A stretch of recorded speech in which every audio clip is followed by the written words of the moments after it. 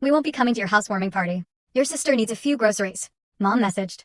I replied, all good. They had no idea my place was a $4,500,000 mountain estate about to be featured on TV. Once it aired, my phone went crazy. Have you ever poured your entire soul into building a life, only to realize the people who should love you most just never saw you?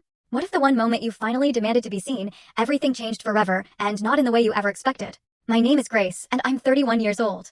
I live here in Asheville, North Carolina, where the Blue Ridge Mountains stand tall like ancient guardians, and the air always smells of pine and, well, endless possibility. But my story actually starts about 4 hours east of here, in a small town where gossip traveled faster than wildfire.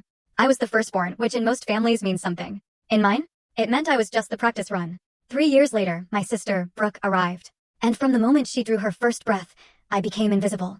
I don't say that with bitterness anymore, not really. It's just the quiet, weary truth of someone who's spent 3 decades accepting her fundamental place in the world. Brooke was beautiful, truly. Delicate features, porcelain skin, strangers would literally stop my mom on the street just to gush about her gorgeous baby.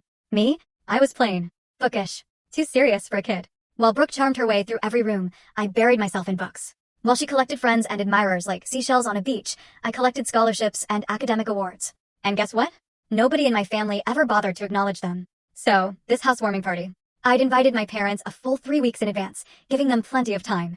I sent the address, detailed directions, offered to pay for their gas, even suggested they stay overnight in one of the guest rooms so they wouldn't have to drive back in the dark. My mother just said she'd think about it, her voice laced with that familiar, distracted tone she always used when I asked for anything. My dad? Nothing. Typical. He was completely disengaged from my life. And then, just 6 hours before my guests were set to arrive, I got the text. Brooke needed groceries.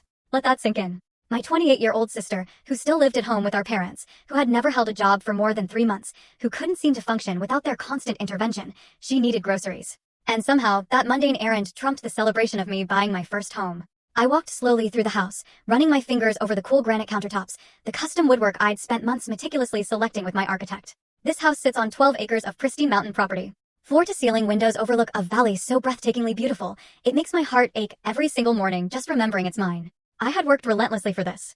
15 years of grinding through entry-level positions, saving every penny, building a real estate development career that had frankly blown past every modest expectation I'd ever allowed myself to. Full story on the channel. Link below. Click now and watch what happened next.